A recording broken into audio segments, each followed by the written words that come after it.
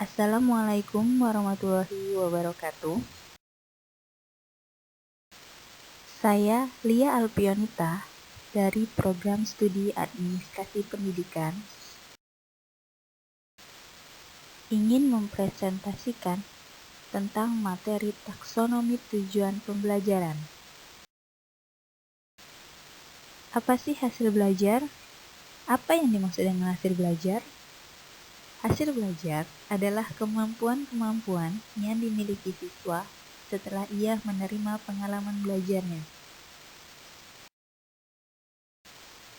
Selanjutnya, dalam materi ini, saya akan membahas klarifikasi kemampuan hasil belajar menurut Benjamin Bloom atau disebut dengan ranah. Yang pertama ada ranah kognitif, yang kedua ada ranah psikomotor, yang ketiga ada ranah afektif. Baiklah, akan kita bahas satu persatu. Yang pertama, ranah kognitif. Ranah kognitif merupakan berkaitan dengan aspek berpikir atau nalar. Menurut taksonomi Bloom, ranah kognitif meliputi pengetahuan atau C1, pemahaman atau C2, aplikasi atau C3, analisis atau C4, sintesis atau C5, dan evaluasi atau C6. Kita bahas lebih rinci lagi. Pada tingkat pengetahuan, peserta didik menjawab pertanyaan berdasarkan hafalannya saja. Pada tingkat pemahaman, peserta didik dituntut untuk mencatat masalah dengan kata-katanya sendiri, memberikan contoh suatu prinsip atau konsep. Selanjutnya, pada tingkat aplikasi, peserta didik dituntut untuk menerapkan prinsip dan konsep dalam suatu situasi yang baru.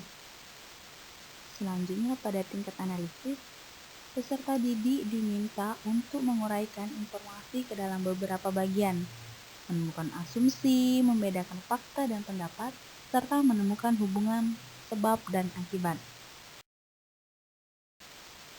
Selanjutnya, pada tingkat sintesis, peserta didik dituntut menghasilkan suatu cerita, komposisi, hipotesis, atau teorinya sendiri, dan mensintesiskan pengetahuan. Sedangkan pada tingkat evaluasi, peserta didik mengevaluasi informasi seperti bukti sejarah edisional, teori-teori, dan termasuk di dalamnya melakukan judgement terhadap hasil analisis untuk membuat kebijakan. Selanjutnya kita membahas ranah yang kedua, yaitu ranah afektif. Ranah afektif berkaitan dengan sikap, apresiasi, dan motivasi siswa dalam kegiatan belajar mengajar.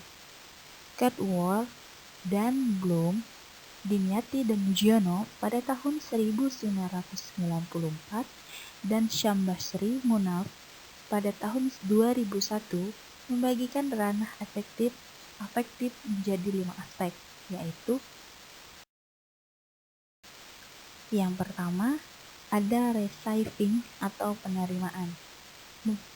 Receiving atau penerimaan merupakan tingkat afektif yang terendah, meliputi penerimaan secara pasif terhadap suatu masalah, situasi, gejala, nilai, dan keyakinan. Misalnya, mendengarkan dengan sesama penjelasan guru, energi, dan saran. Yang kedua ada responding atau jawaban.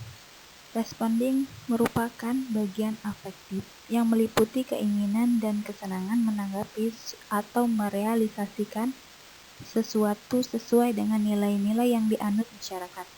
Misalnya, menyerahkan laporan praktikum atau tugas dengan tepat waktu. Yang ketiga ada valuing atau penilaian. Valuing ini mengacu pada nilai-nilai dan kepercayaan terhadap segala atau stimulus tertentu. Reaksi yang dapat muncul seperti menerima, menolak, atau tidak menghiraukan. Misalnya, menunjukkan rasa tanggung jawab terhadap alat-alat laboratorium yang dipakai waktu praktikum dan bersikap jujur dalam kegiatan pembelajaran. Yang keempat ada organization atau organisasi. Organisasi meliputi konseptualisasi nilai-nilai menjadi satu sistem nilai.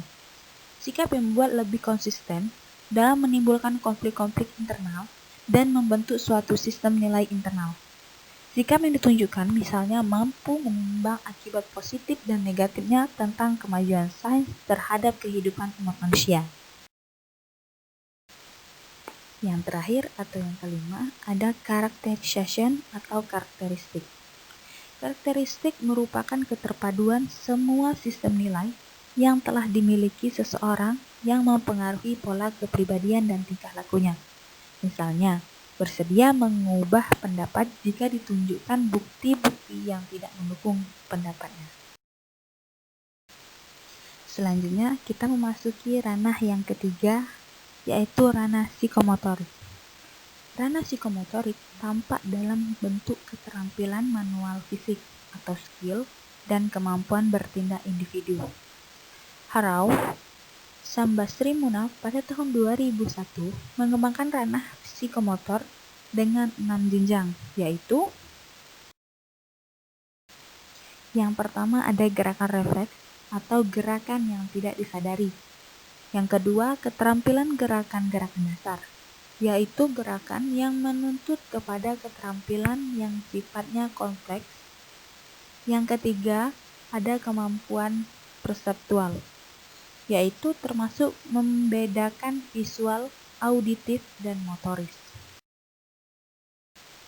Selanjutnya yang keempat, ada kemampuan dalam bidang fisik, misalnya ketakutan, keharmonisan, dan ketepatan.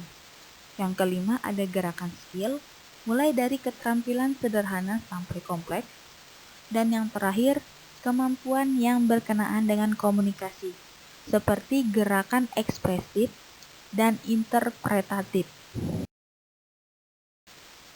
Baiklah teman-teman, itulah presentasi dari saya. Apabila ada salah kata, saya mohon maaf. Kepada Allah saya mohon ampun. Assalamualaikum warahmatullahi wabarakatuh.